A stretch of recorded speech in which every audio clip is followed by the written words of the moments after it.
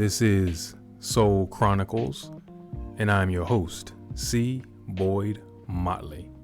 Welcome and welcome back. Recently my girlfriend and I took a trip down to visit my mom. And going down, whenever I go home, it's always a bit nostalgic. And I know that's kind of, an obvious statement. But for me, it's a little bit different because my childhood, young adulthood was not the best in the sense that I did not have the greatest relationship with my parents. I was not, even though I was an obedient child for the most part, when I got into my teens and to my young and early adulthood, I was beside myself, to be honest. And there was a time that I spent a great deal away from my family, disconnected from them. I was a prodigal son for a number of years, and it happened during my marriages. And the reason that it happened was because at the time I felt that my parents were just trying to impede upon my happiness.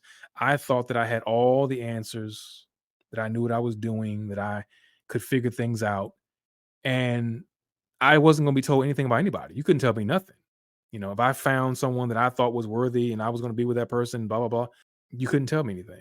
And they tried to warn me on both my ex wives, and they were right, but they tried to warn me, and I would not hear it because I felt that they were trying to have influence over me and keep me from being happy. I was arrogant. I was in a place where I felt that I couldn't do anything wrong. It was never my fault. I was a victim. I was running in the victim Olympics back then. But going back home, while it brings up those memories, it also reminds me of where I am today and how far I've come. It hasn't been an easy journey for me to have been a prodigal son, to make my way back into my mother's good graces. My father has since passed, and maintaining a relationship with her is now one of the most important things in my life. And she and I have had at length conversations about the mistakes that I've made and how I didn't listen, and the thoughts that I had at the time and how I regret not listening. But at the same time, I told her that while I have these regrets about things that I did in the past that still affect me today in some way, shape, fashion, or form, I don't entirely regret, because I recognize that this was my journey. In order for me to be standing here recording this for you today, I had to go through all that to be able to share this experience in hopes that others will learn from my mistakes and hopefully not make the same going forward in their life. And with that, realizing that, things in the past, having regrets, family dynamics play a factor as well. I have a brother, I'm one of two, and he and I currently aren't speaking.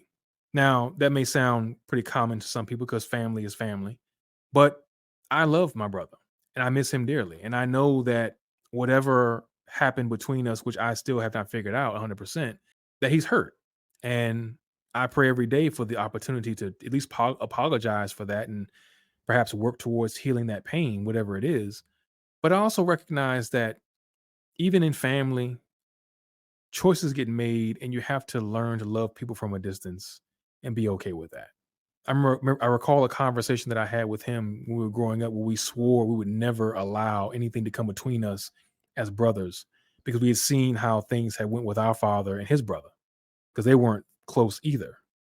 So it's funny how the chain or the apples don't fall too far from the tree. Maybe I was being idealistic at the time, and I thought I could make things work, not realizing the dynamics of family would, even in adulthood, shift in a way that we evolve two totally different ways and have response and reactions to things on different levels. But I would be remiss if I didn't also share with you, since we are being transparent in these podcasts, that in my divorces, I had two daughters as a result, one from each marriage. And my youngest daughter and I aren't speaking. And again, I recognize that the reason for that is because of missteps that I took during the marriage, where I did not father her the way she should have been fathered. I was an absentee parent at times. Even though I was in the house most of the time, I still was not there because I still didn't know how to be a father and a husband truly. I'd gotten out of a marriage. This is a little bit of a sidebar. I left my first marriage And I never healed from that experience. And I took all that baggage with me into the second marriage, thinking that I could fake it till I make it. I thought I could do my own self help, self therapy, and work you get over it, Chris. You can just tough it out, suck it up, go. Not realizing just how broken I was at the time. And because of that, having brought that baggage with me, I had set myself up for an eventual disaster anyway. So going home for me, had several reactions. I visited my father's grave while I was there, and I hadn't been there in a long time. It was funny that, I had to use my girlfriend as part of the motivation to get me over there because I just had such a hard time going on my own to his grave. Yet when I got there, I could find his headstone in 2 seconds without even looking around thinking about it. I remember exactly where he's located. But just to get out there and see him in that way, to this day, is still traumatizing and hurts because he and I didn't have the best relationship, and I didn't get a chance to say goodbye to him when he passed. And how I wish we had a better relationship so that I could have been there when he went, or that we would have had more time together to have more conversations, because even during those prodigal years that I mentioned, we weren't in communication.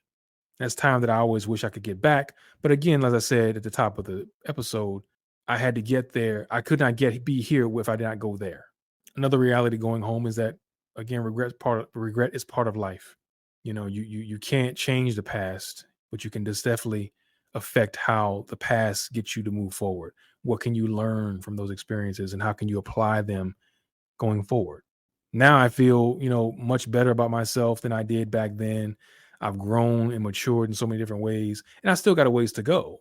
Don't get me wrong, but I'm proud of where I've come from, even though it's not the best past. Even though as a hurt person, I hurt people. Not proud of those moments, but recognizing that I had to be had this was my journey in essence thus far.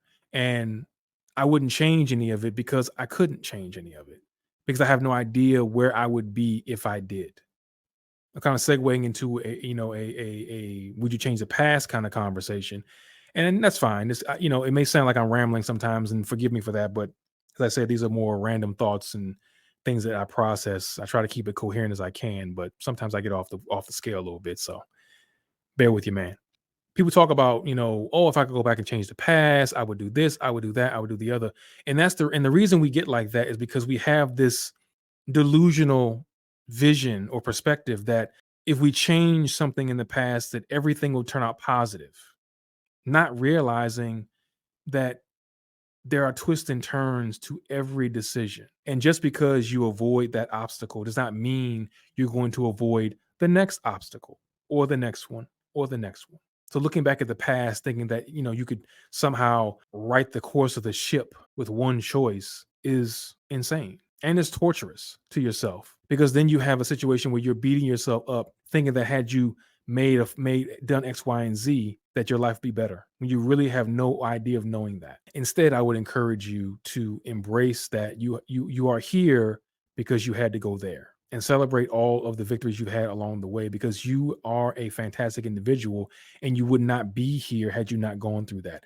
The light that you shine today is a direct result of the experiences you had to go through. Your courage, your perseverance, your vigilance, your strength, all those things are a direct result of the trauma, trials, and tribulations you experienced in your life.